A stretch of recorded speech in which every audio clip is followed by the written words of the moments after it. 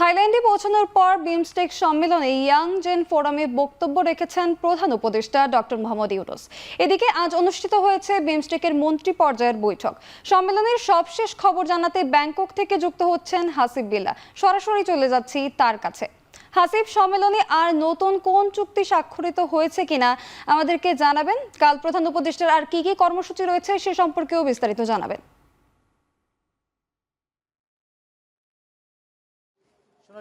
আজ পররাষ্ট্র মন্ত্রী পর্যায়ের একটি বৈঠক হয়েছে এবং সেখানেই মূলত একটি চুক্তি সম্পন্ন হয়েছে, যেটি এই দক্ষিণ এশিয়া বা বঙ্গোপসাগরকে ঘিরে যেসব দেশ রয়েছে, যে 7টি দেশের জোটে বিমস্টেক, তাদের বাণিজ্যিক জাহাজ চলাচলের ক্ষেত্রে যেন সহজীকরণ, শুল্ক সহজীকরণ এমন একটি চুক্তি স্বাক্ষরিত হয়েছে আজকে।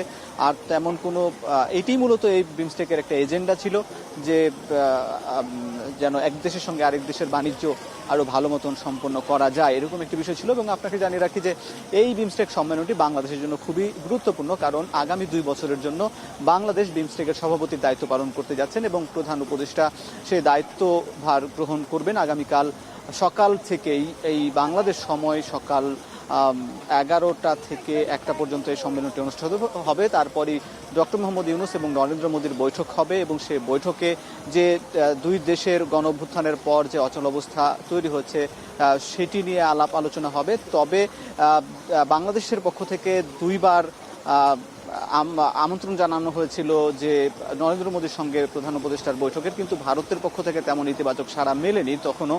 কিন্তু শেষ মুহূর্তে যখন ইতিবাচক সাড়া মিলেছে, তখন আসলে এটি একটি সৌজন্য সাক্ষাৎ হিসেবে দেখছেন এই আন্তর্জাতিক বিশ্লেষকরা। এবং তবে এটি আশা করা যায় যে 2 দেশের যে ভিতরের যে সমস্যাগুলো ছিল সেগুলো কিছুটা কেটে উঠতে পারে। এছাড়া এই বিমস্টেক সম্মেলনে বাংলাদেশের সরকার প্রধান ডক্টর মোহাম্মদ ইউনূস আজকেই দুপুরে এই অবতরণ করেছেন। এবং তারপরে আমি যেখানে দাঁড়িয়ে রয়েছি, যে সিয়াম আইকন সেন্টার, এটি থাইল্যান্ডের আইকনিক একটি স্থাপনা এবং সেখানে তিনি ভাষণ দিয়েছেন তরুণ সমাজের উদ্দেশ্যে। আসলে 7 দেশের সরকার প্রধানরা তাদের নিজ নিজ কাজ নিয়ে ব্যস্ত থাকলেও ডক্টর মোহাম্মদ ইউনূসের সম্মানার্থে, তিনি অর্থনীতিতে নোবেল বিজয়ী একজন অর্থনীতিবিদ এবং শান্তিতে নোবেল বিজয়ী, তো ডক্টর ইউনূসের সম্মানার্থে মূলত এই থাইল্যান্ডের সরকার একটি সেমিনারের আয়োজন করেছে, যেখানে তরুণরা অংশ নিয়েছিল।